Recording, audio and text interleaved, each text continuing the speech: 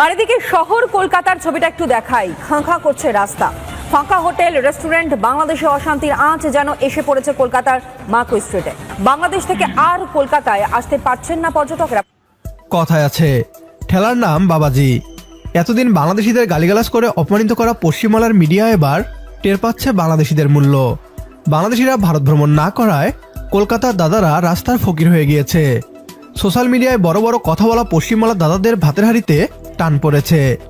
বাংলাদেশিদের টাকায় জমজমাট কলকাতার শহর এখন শ্মশানে পরিণত হয়েছে। না, আমাদের বানানো কোনো কথা নয়, বরং পশ্চিমবাংলার মিডিয়া এমনটাই দাবি করছে। পশ্চিমবাংলার উগ্র মিডিয়া রিপাবলিক বাংলা এখন বলছে, বাংলাদেশিরা না আসায় কলকাতা শহর তার চেনা রূপ হারিয়ে বিবর্ণ হয়ে গিয়েছে। বাংলাদেশিদের না পেয়ে কি করুণ অবস্থা হয়েছে পশ্চিমবাংলার, আসুন তা দেখি। আর এদিকে শহর কলকাতার ছবিটা একটু দেখাই। খাঁ করছে রাস্তা, ফাঁকা হোটেল, রেস্টুরেন্ট, বাংলাদেশে অশান্তির আঁচ যেন এসে পড়েছে কলকাতার মার্কো স্ট্রিটে।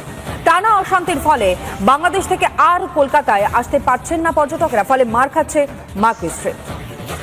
চলছে বাংলাদেশ, আর সেই আগুনে ক্ষতিগ্রস্ত হচ্ছে এপার বাংলার ব্যবসা বাণিজ্যের একাংশ।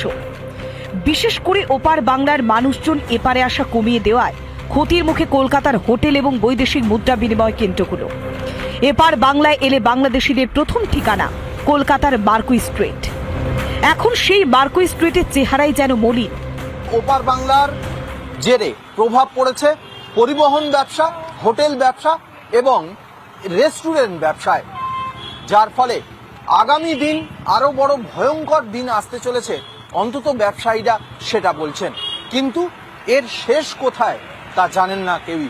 খুবই খারাপ, মানে কি বলবো, মানে খুবই খারাপ, নাই বললেই চলে। এই টাইমটা অন্যান্য সময় মানে 3-4টা করে বাস ছাড়তে পারতাম প্রতিদিন, এই যে নভেম্বর ডিসেম্বর মাসটা, কিন্তু সেই সিজনটা অনুযায়ী তার 1%ও নাই বললে চলে।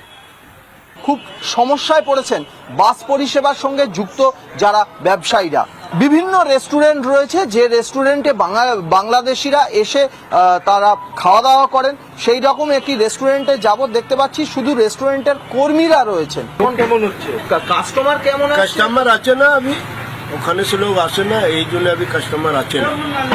ওখানে ভিসা দিবে তবে তো এখানে আসবে লোক, এখানে আসে না লোক, এই ব্যাপার আছে। বৈদেশিক মুদ্রা বিনিময় অফিসগুলিতে অন্য বছর এই সময় লাইন পড়ে যেত, কিন্তু এখন একেবারেই ফাঁকা। এখন ধরুন 120 থেকে 30 খানা হোটেল রয়েছে, বেশিরভাগই ডিপেন্ডেন্ট বাংলাদেশি ট্যুরিস্টের উপর। সেই দিকে আমাদের এখন খুবই একটু অসুবিধা হচ্ছে এবং সমস্যার সম্মুখীন তো আমরা হচ্ছি। আগের বছরে আমরা কিন্তু এই জায়গাটা 80% 90% অকুপেন্সি। ডিসেম্বর মাসে অনেক সময় আমরা জায়গাও দিতে পারতাম না। এই জায়গাটাকে ওরা পছন্দ করে নিউ মার্কেট বলে, এবং খাওয়ার দাওয়ার, সেফটি, সিকিউরিটি সব দিক থেকে বাংলাদেশিরা নিরাপদ এবং কলকাতায় খুবই নিরাপদ। আগামী দিন আরো ভয়ঙ্কর হলে ভারত বাংলাদেশের বাণিজ্যিক সম্পর্ক ক্ষতিগ্রস্ত হওয়ার পাশাপাশি এই কলকাতার মার্কো স্ট্রিটের বাংলাদেশি নির্ভর যে একটা ব্যবসা, সেই ব্যবসা পুরোটাই কোল্যাপস করে যেতে পারে। ভিডিও জার্নালিস্ট রাজশেখর দাসের সঙ্গে সৈকত, রিপাবলিক বাংলা, কলকাতা। বাংলাদেশিদের টাকায় পশ্চিমবাংলার কলকাতা শহরের অধিকাংশ মানুষের জীবন জীবিকা চলে।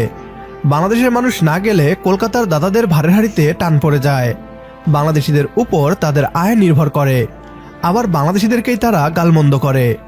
রাজনৈতিক কারণে ভারত বাংলাদেশিদের ভিসা বন্ধ করে দিয়েছে। এতে বাংলাদেশের মানুষের অথবা রাজধানী ঢাকার কোনো ক্ষতি না হলেও ঠিকই ভারতের কলকাতার ক্ষতি হচ্ছে। একেই বলে নিজের পায়ে নিজেই কুড়াল মারা।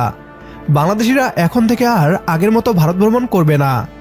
ভারতীয়দের বলতে চাই, এমন আতপেটা খাওয়ার অভ্যাস করে নিন।